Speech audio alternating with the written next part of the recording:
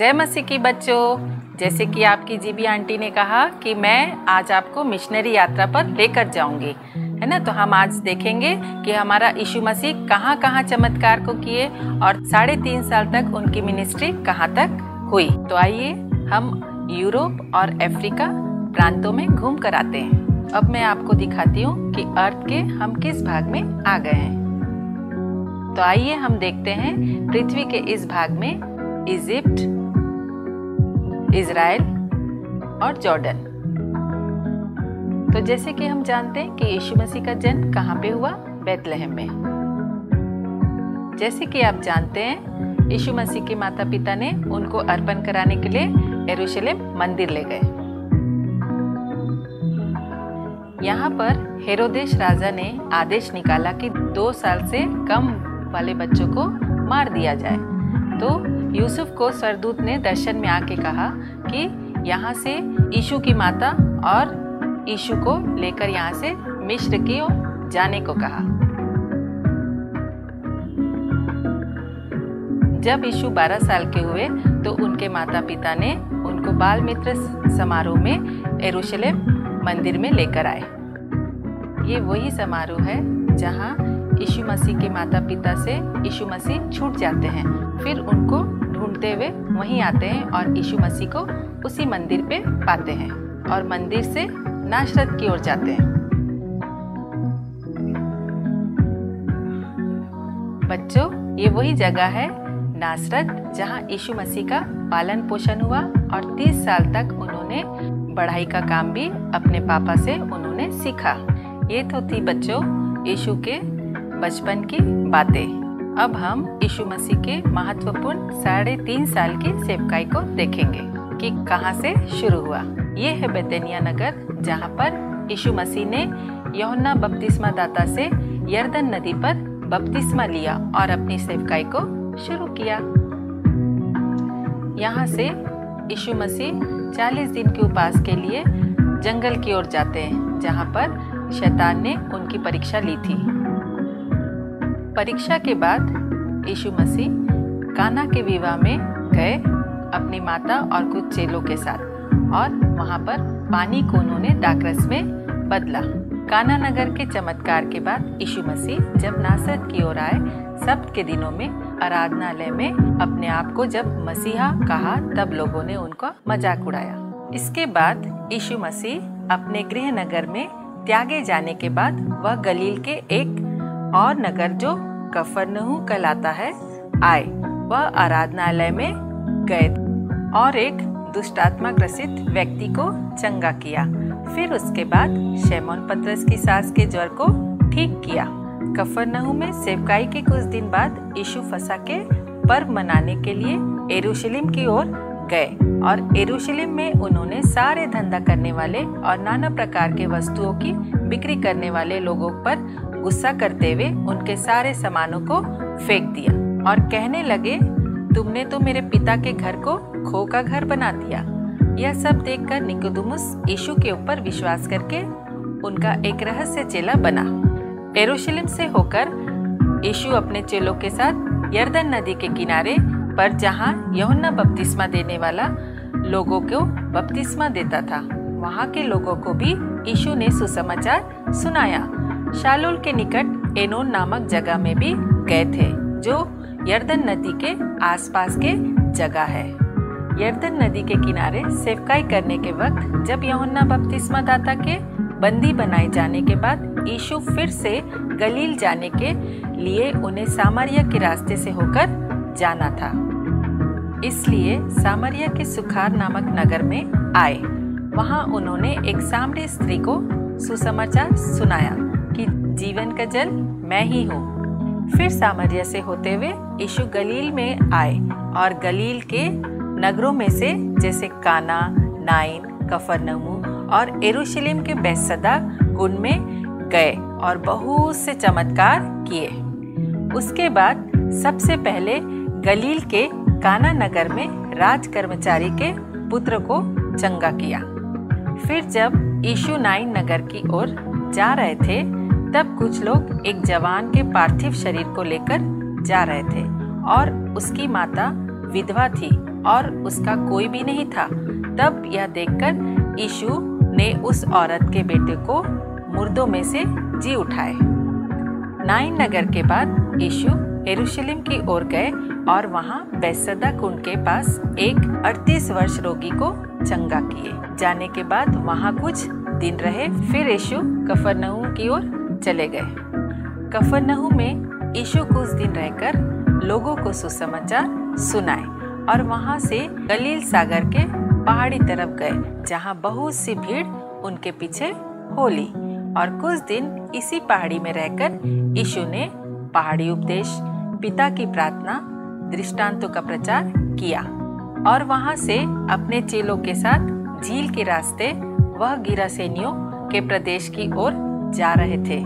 तभी उस झील में तेज आंधी आई, जिसे यीशु ने डांटकर शांत किया और गिरासेनियों के प्रदेश में पहुंचकर एक दुष्टात्मा ग्रसित व्यक्ति, जिसके अंदर 6000 दुष्टात्माएं थी, उसे यीशु ने चंगा किया। गिरासेनियों के देश से वापस नाव पर बैठकर कफरनहूम आए और वहां से नासरत आए और नासरत से होते हुए गलील के नगरों में सुसमाचार सुनाए। यहाँ पर बहुत दिनों से बहुत सी भीड़ यीशु के साथ थी। तब यीशु ने 5 रोटी और 2 मछली से 5000 लोगों को खिलाए थे और अपने चेलों को बैतसैदा की ओर रवाना किया और पर्वत पर प्रार्थना करने गए। और रात के लगभग 3 बजे अपने चेलों के पास आए, जहां चेले तूफान में फंसे हुए थे। जब यीशु पानी पर चल के चेलों के पास आए और तूफान को शांत किया, फिर नाव से यीशु और उनके चेले गन्नेसरत के तट पर आए, जहां नगर के रोगियों को उनके पास लाए और प्रभु ने सबको चंगा किया। वहां से वे सूर के क्षेत्रों में गए और वहां पर गैर यहूदी स्त्री के बेटे को, जो दुष्ट आत्मा ग्रसित था, उसे चंगा किया। सूर से होते हुए सैदा के गलील सागर पर आए, जो दिकापुलिस क्षेत्र में है। वहां यीशु ने गूंगे, बहरे लोगों को चंगा किया और वहां से होते हुए दलमनूता नामक जगह गए, जो गलील सागर के किनारे में है, जहां पर यीशु मसीह ने 4000 लोगों को भोजन खिलाए। और गलील सागर के किनारे ही एक और शहर जो बैतसैदा है, जहां पर यीशु मसीह ने एक अंधे व्यक्ति को चंगा किया। बैतसैदा से होते हुए यीशु मसीह कैसरिया फिलिप्पी आए, जहां पर पतरस ने यीशु से कहा कि तू ही हमारा मसीहा है। उसके बाद यीशु ने अपने चेलों में से पतरस, याकूब और यूहन्ना के साथ एक पहाड़ी में गए, जहां पर यीशु मसीह का रूपांतरण हुआ। पहाड़ी से उतरने के बाद यीशु मसीह और उनके चेले गलील की ओर वापस आए, जहां यीशु मसीह ने अपने मृत्यु और जी उठने के बारे में अपने चेलों को बताया। फिर यीशु मसीह और उनके चेले गलील से कफरनहूम की ओर आए, जहां पर सबसे बड़ा कौन।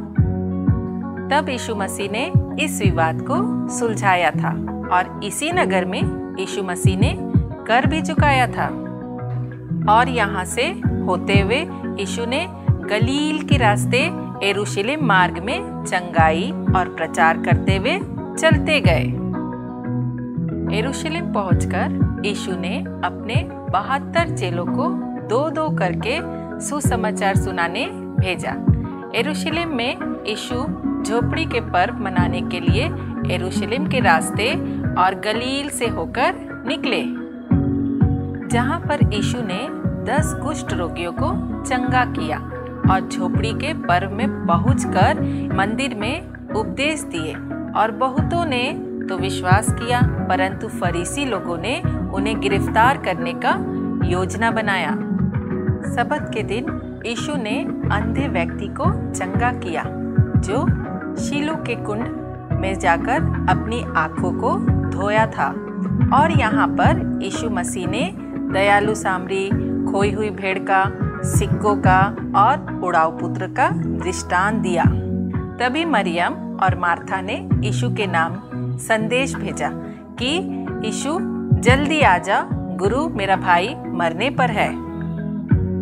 तब यीशु यरूशलेम के नीचे के नगरों से होते हुए अर्थात यरीहो और यरदन नदी को पार करके बैतनिय्याह में आए और लाजर को जिंदा किया। बैतनिय्याह से होते हुए यीशु इफ्राइम नगर में चेलों के साथ जाकर रहे, क्योंकि महायाजक और फरीसी यीशु मसीह के घात में थे।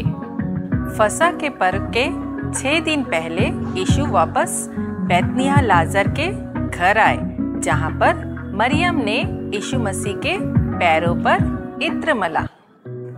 और बैतनिय्याह से होकर यीशु यरीहो के रास्ते से होते हुए यरूशलेम को निकले, और इसी रास्ते से जाते समय यीशु मसीह ने अंधे बरतिमाई को चंगा किया। यरूशलेम जाने से पहले वह बैतनिय्याह की ओर गए, जहां यीशु ने 2 चेलों को भेजकर एक गधी के बच्चों को मंगवाया और उसमें बैठकर यरूशलेम में विजय प्रवेश किए।